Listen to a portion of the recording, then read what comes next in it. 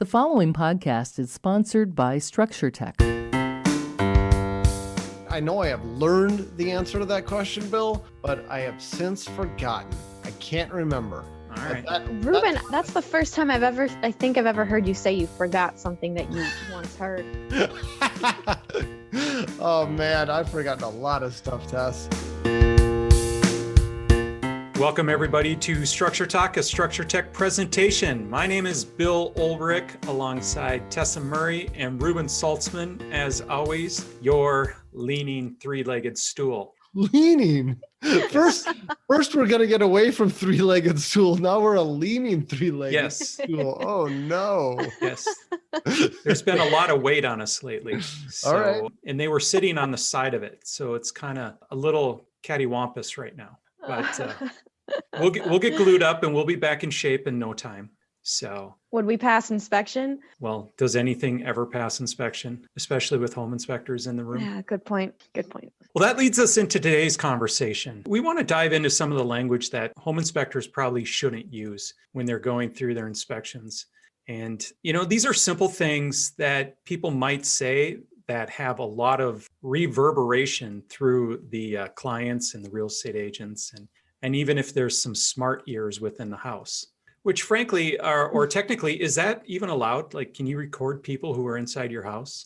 We'd have to get an attorney on. I could have told you at some point. I know I have learned the answer to that question, Bill, but I have since forgotten. I can't remember. All right. Reuben, that's the first time I think I've ever heard you say you forgot something that you once heard.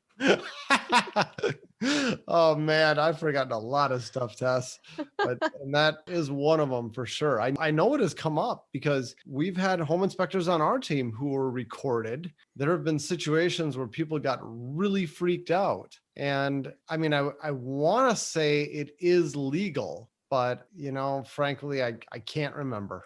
Yeah.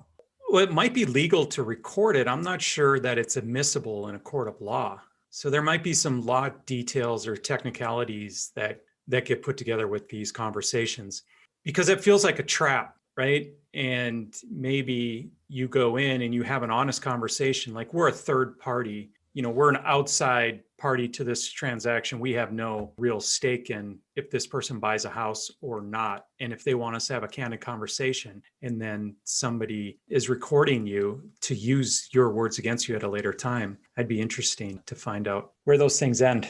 Yeah. Let's do this. Reuben, why don't you tell me the most cringe-worthy comment you've heard while conducting home inspections? And you may have heard your own words. So feel free to throw yourself in front of the bus. Well, yeah. And just so you know, Bill, the kids call it cringy. That's a word. Cringy. Okay. That's what the kids are calling it. That's what my kids say. Okay.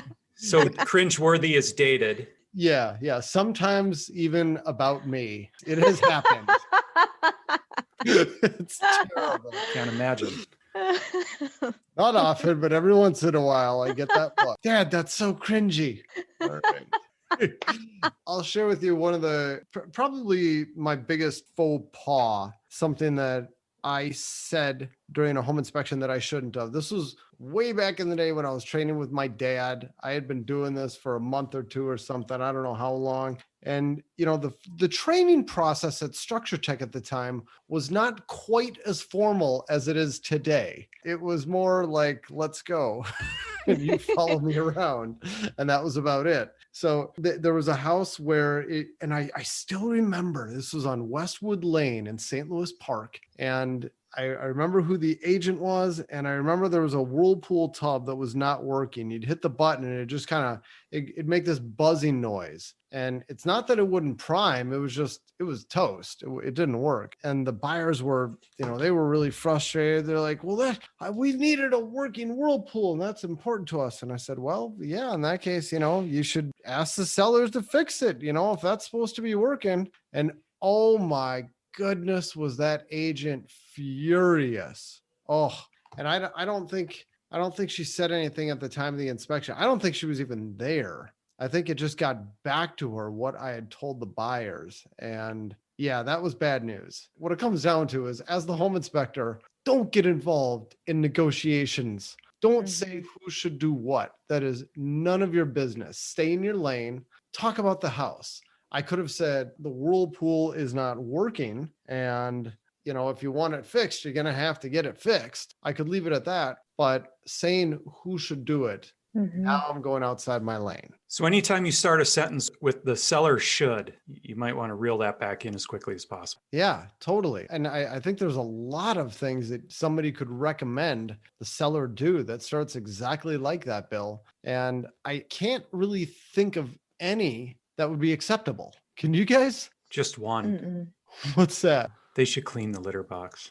See, I mean, that's just the helpful tip to kind of keep your indoor air quality as high as possible. But even that, I mean, no, it's like you're making a judgment. You're going in there and you're saying that they are not a clean enough person, and you're making kind of a value judgment about how often these litter boxes should be cleaned. And that's none of our business. What about a dirty furnace filter? Should you say the seller should change the furnace filter more often? No. Why not, Tess? I just say it's dirty. It needs to be changed. It needs to be clean. Why not? Why can't you say that the seller should do it more try often? to leave any sort of judgment or blame out of it when I'm inspecting a house. Like, remove the people from it and just look at it as a house and the systems in the house. Well put. What about asking a seller to do things? Like, oh, you should ask the seller to replace that furnace filter before you move in. Oh gosh, that's a no-no too. Yeah.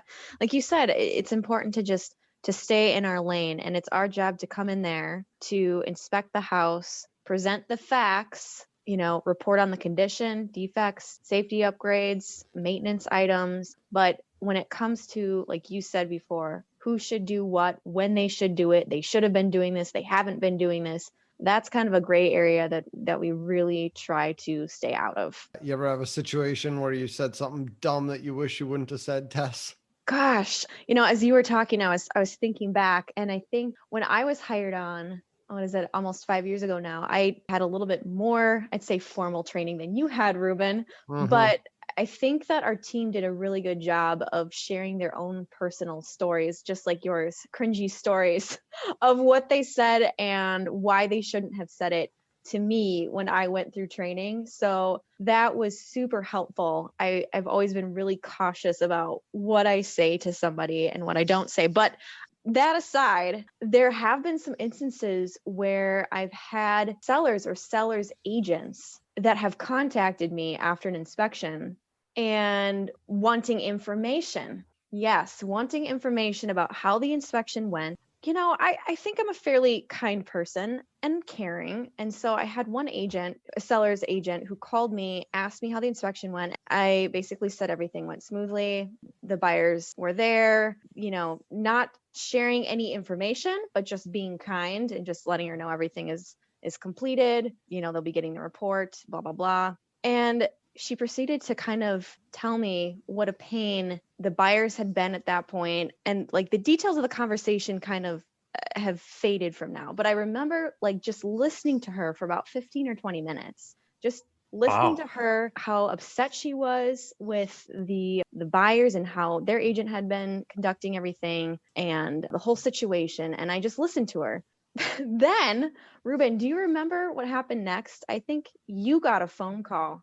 I remember, Yes. Tess, I got involved in this one. I knew where you were going with this. No, Yeah, you take it. You take it from there. It was the buyer's agent ended up having a conversation with the seller's agent who talked to you. And keep in mind, you didn't divulge anything. All you did was listen and say, that must be frustrating. I see. Yeah. That's what you did for 15 minutes. And Tess, this was a call that now we didn't tell anybody this. All right. We never use this against people. This is for our own records, but I had that conversation recorded, Tess, because all of the calls that come through our office get recorded. And in Minnesota, if you're outside of Minnesota, you're listening, this is legal in Minnesota. As long as one party knows that the call is being recorded, it's legal for us to record conversations. And so to date, never used any of this against anyone. It's just for our own edification. But I listened to that whole conversation, and Tessa, you were perfect. You didn't divulge a single piece of information throughout that whole conversation. Yet it got back to the buyer's agent that these buyers were a huge pain in the butt, and you thought so too, and you didn't like the buyers, and they were being completely unreasonable, and that you disagreed with all of this stuff that the buyers were asking for, and that you thought it was ridiculous and the house was perfectly fine. All of this ended up getting back to the buyer's agent. Because And the seller's instead of the agent told her, right? The seller's agent said, Yes. this is what the inspector said. Yeah. Yes, exactly. And so then that person called me up, didn't call you to verify. Mhm. They just called me and ripped my head off, telling me how furious they were with you. Yeah. And, basically what a horrible person you are. Yeah. And just, I'm stuck. Like, I've got nothing to say. All I can do is do what you did to the listing agent. All I can do is listen. I didn't apologize for any of it because I only know one side of the story. I said, this is all news to me. I will look into it. And I remember I got on the phone with you right away, and Yeah. we had no apologies to make. Gosh. And we made it very clear that there was nothing to apologize for, that we were 100% above the line on this. We didn't divulge a single detail. Yeah. And I don't know that agent ever apologized. Well, you know what's interesting though? I did end up talking to the seller's agent after this complaint came in, and just let her know that the buyer's agent was really, really upset with me. And the seller's agent basically was just profusely apologizing to me, saying, oh my gosh. And she was a new agent, and she realized that she said things she shouldn't have said and got me in trouble and felt really bad about it.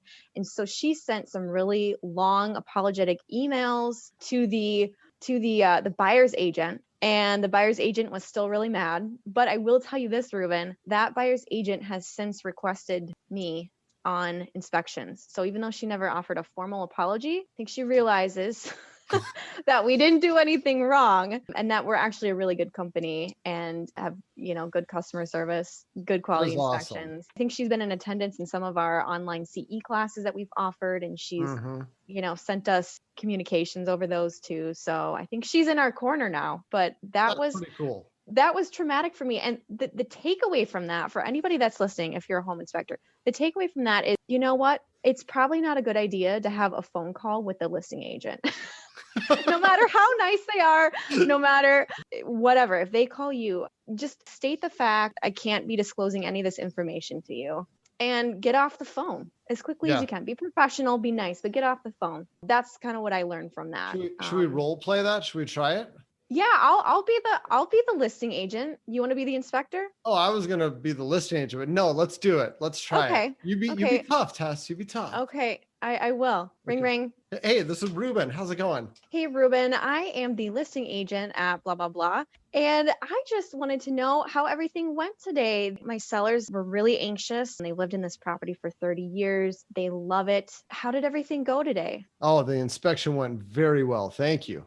Gosh, well, I know that there was a challenge with the furnace earlier. Our clients had someone come out and service it. Did you see anything wrong with it? I'm going to have to get back to the buyers about that. You are more than welcome to ask them about that, but I'm going to send them a report tonight. It's all going to be in there, and I will let them know that you asked about it. I'll be sure to let them know. Okay. Well, you know what? Thank you so much. And I guess if you've got any questions, or do you have any questions or concerns for me? Anything that you saw today in the house that, you need clarification on? You are letting me off the hook so easy, Tess. I'm breaking character, but you're letting me off so easy. I was ready for you to drill on that question like 5 more times. You're too nice. Okay, I am too nice. Maybe we should have switched it around and you should have been the real estate agent. Yeah, we made our point, but people will do that, and they will demand answers. And it is so tough to, you got to be this Minnesota nice. It's like, you got to be nice to people, but at the same time, not answer their question. And it feels rude, but you just got to kind of say what you can do. You keep shrugging it off. Yeah. Is Minnesota nice a thing? Well, on the surface, that's the key part there, on the surface. There's Minnesota passive aggressive, Yeah. We always joke that whenever people say interesting, we don't mean interesting. I just always kind of cut to the chase with those people and said, listen, I can't tell you anything. It'll all come out eventually, but your house looked great, solid piece of property, but I'm going to defer all questions over to the other side. Bill, that could be used against you. I'm sorry to say that, but what you just said, and actually, those words, I could hear the listing agent telling the buyer's agent, the inspector said it's a solid, good property, and you're asking for all these things. Yeah. You're out of line requesting these fixes. The inspector said it was a good, solid house. Yes, it is so tempting to do that. It We is. want to be nice. Okay, so you I'll can't say the house looked great. Yeah. Yeah, but you can call it beautiful. It's a nice property. You can say whatever you want to say. And if somebody's going to use those words against me, that's fine. I didn't give you anything. So, and I highly doubt that my name's coming up in their negotiations. And when line It's happened 10, to me, Bill. That's all I'm saying. It's happened to me, and I do not say that anymore. Yeah, there's another home inspector. He didn't work for Structure Tech, but he was a guy who he'd come along on inspections with me about once every 6 months. He's since retired, and he'd call me with questions all the time. Really nice guy. And I remember him saying one time he had said something almost exactly like what you said, Bill. He had just told him, yeah, the inspection went very well, and I can't remember what else he said. There was no big concerns or something like that. And they took it as the house was perfect. And he got in so much hot water. And he said, Reuben, the only thing I will ever respond to in the future is the inspection went as well as could have been expected. That is all he will ever give people from now on. And I thought to myself, you're being paranoid. But as you experience more and more of these things, I start to think, well, maybe he's not being paranoid. Yeah. Like, it is tough to not put yourself in a position where someone is going to get mad at you. There's too much emotion around this transaction. Yeah. The best thing to do is just limit your conversations with anybody that is not your client. Yeah. You know, if you're hired by a buyer to inspect a house, talk directly to the buyer. If the listing agent calls you, if the sellers are there, do as little communication as professionally possible. I get where you're going with that, but that just seems like it doesn't fulfill a human need, especially when we're communicating. I just need something to walk away from this conversation, not feeling like I have to ask more questions. And to me, it's more about connecting. And if you do, you can say anything to anybody. It's not what you say, it's how you say it. And I mean, things get misconstrued, I think, a lot. Sure, and they can. I agree with you. Like I want to, a lot of times if the inspection went well and if the seller is home and they're super nice, like you want to be reassuring to them. You want to make them feel like everything's going to be okay. But you know what? That's not our place. We're there to inspect the house for different people, and they're the ones purchasing our services, and they're our clients. And so I'm not saying to be rude or ignore their needs, but it's kind of crossing that line. You can have difficult situations arise if you try to please people that are not your client in this situation. Yeah, I agree. I'm not talking about pleasing them. I'm just trying to get off their phone without them thinking or using me being somewhat concise or short against me, right? Like that's all I'm talking about. And just trying to move on with my day as quickly as possible without making you feel bad. And I'll tell you, I mean, after having had that conversation probably about 100 times, what I've found works, the best way I can do that, I can say it with a big smile. Oh, the inspection went really well. I can say it, and I feel like I'm saying it in a warm fashion. I'm smiling as I said it. I mean it. The inspection went well. I'm not saying a thing about the house, though. I'm definitely not answering their question in any way, shape, or form. It's my stock answer. And if it ever comes back to me, well, you told them this, I say, I never say that. I say the same thing every time, and I can stand behind that. So you don't answer their question with an answer or another question like, was there always a hole in your second bedroom in the ceiling? I may have been known to do that once or twice. Yeah, they get a little squirmy. Yeah, but this language stuff goes beyond the seller and the selling agent side too. Even commenting on cosmetic things in the house can get the buyer side riled up. Oh my goodness, Yeah. yes. And that's something that home inspectors should just stay away from entirely. There's so many things when it comes to cosmetics. I remember there was one deal where an agent like set my dad up. Man, if I could find the video footage for this podcast, I'll put a link to it. I probably won't find it. So don't keep your fingers crossed. But the house was pink on the inside. It was like bright neon pink or something like that throughout the whole inside. Like you walk in and it's a punch in the face. And the buyers and their agent just couldn't believe it. I mean, they hated it, but they liked the house, so they're buying it. And so this agent recorded my dad when he walked in the house to get his reaction. Oh no.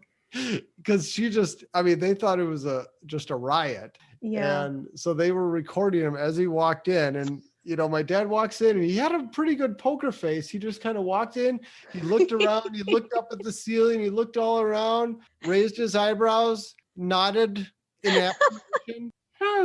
And then he moved. Hi, my name. I mean, it was such a good poker face. I mean, it wasn't 100% perfect, but just okay. All right, moving on, being professional. So he did a really good job, but the agent was just dying as she was recording him. So I think he passed that test with flying colors. But bottom line, paint colors, wallpaper choices, any of that decoration, all of that stuff is totally off limits for the home inspector. Mm-hmm. Don't talk about it. Don't comment on the shag carpet that's in pristine condition from the 1970s. Yes. Yeah, it's difficult sometimes. I mean, you're trying to connect with your clients. If your buyer's there and they're commenting on those things, it's really easy to get sucked into that conversation. Well, what if you have shag carpet on the ceiling, Tessa? Oh. Would that be worthy of a comment?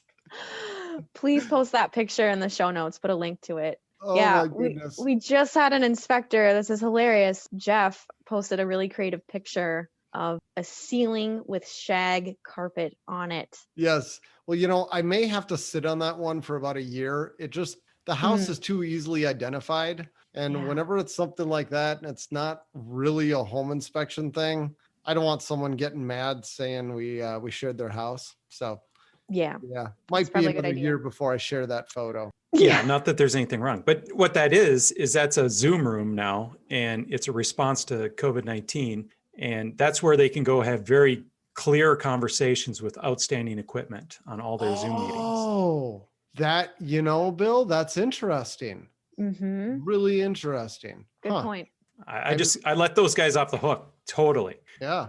Hey, let me ask you about a different situation, because this was something that we've seen firsthand in the last probably week or 10 days. What happens when there's something just off the property that is so obvious?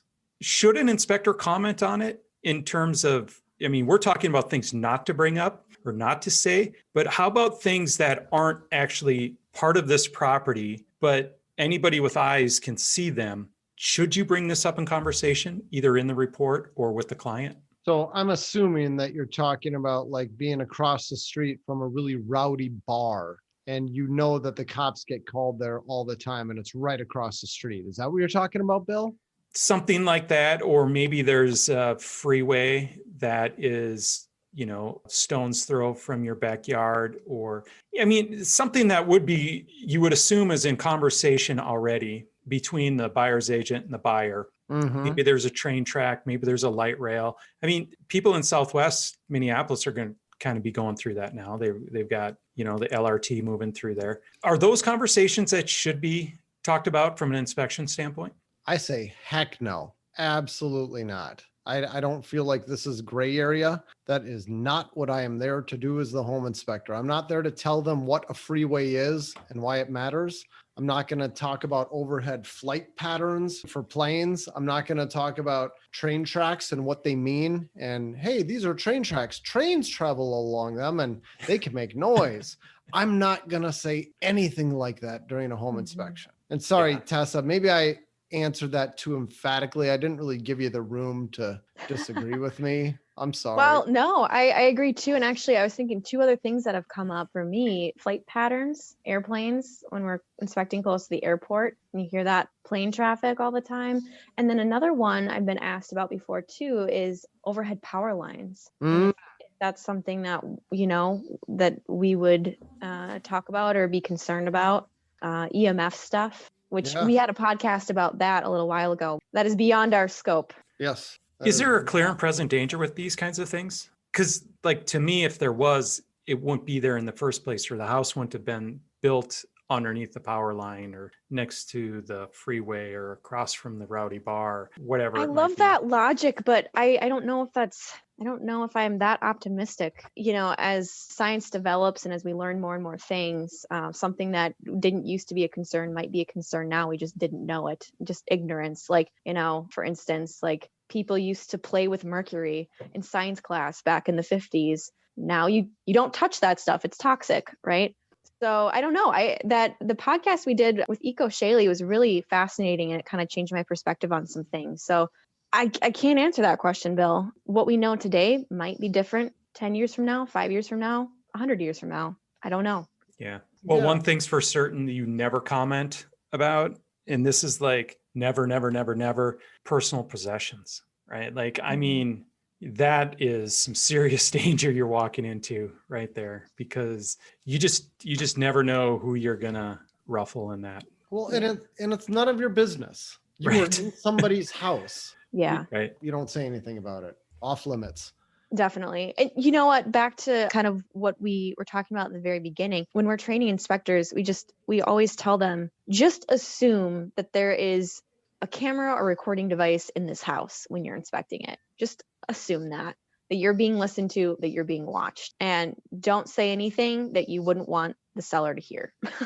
Yeah, I remember a situation where we had to deal with, there was a client who was actually sort of talking negatively about a certain neighborhood, and we didn't actively engage, but I don't know if there was some affirmative, there was something that was thought to have been out of bounds, right? And we ended up having, I don't think we had to apologize, but I had to take a call from the client who started the conversation and then said, well, you shouldn't have said that about this neighborhood. And it was really, I mean, we're splitting hairs here. There wasn't anything egregious that went down, but it's all perception. You end up apologizing for things that you're like, okay, I'm sorry that happened. Yeah. I was in a situation, I was doing inspection for a young single woman who was moving here from, I think she was moving here from Denver.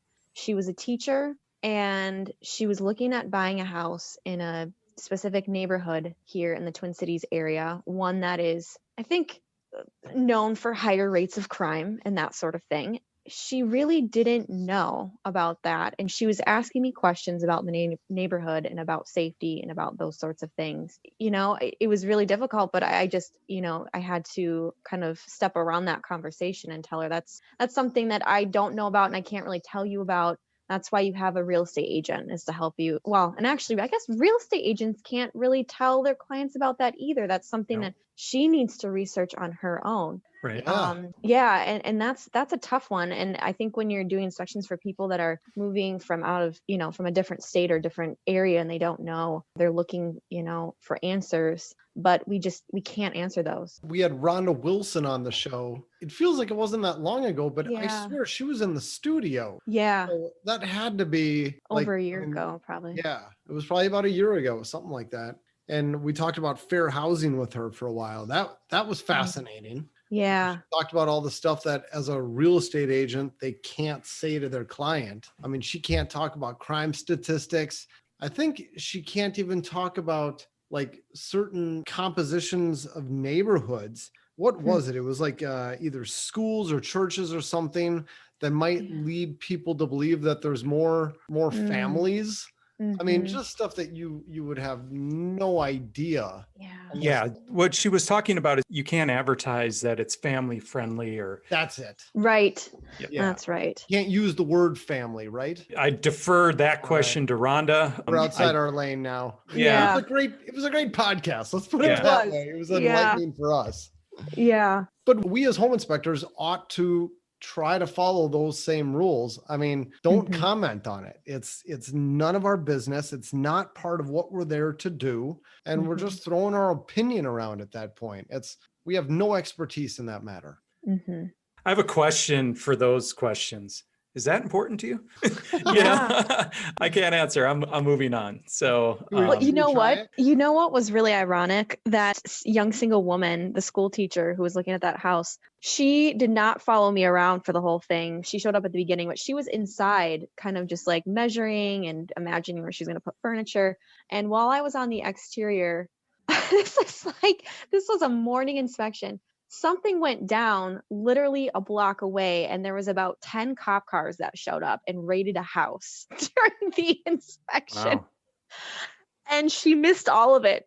She missed the whole thing because she was inside. If she would have just stuck with me, she would have been able to answer her question. But You know, I wouldn't have been able to help myself, Tess. I would have I would have been outside or something, and I would have recorded something about the house. Like I'd take my camera and I'd record the sidewalk and be like, there's some trip hazards here. And I would definitely have had all those police cars in the scene oh, and oh, just that's made it smart. unintentional. I think I would That's have. smart. Yeah, I should have done that, but I didn't. She ended up walking away from that house anyways. There were a lot of repairs she wasn't considering, and so she didn't end up buying that one. But Well, as you can tell, sometimes you end up balancing a lot more than you think you're going to in these equations, right? Like it'd be nice if you could just go in, look at all the features, look at everything that you need to do your home inspection, go write your report, go on with your day. But people are curious creatures and they're always looking for an edge.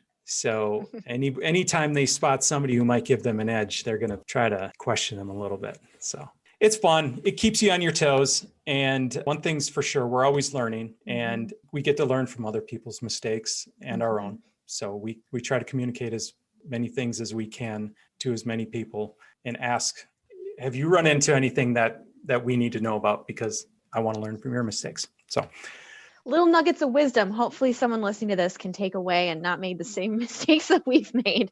yeah. Yes. You've been listening to Structure Talk, a Structure Tech presentation. My name is Bill Ulrich alongside Tessa Murray and Reuben Saltzman. Thanks for listening, and we'll catch you next time. For more information on how we can provide you with the right information about your home before you buy or sell, contact us at structuretech.com.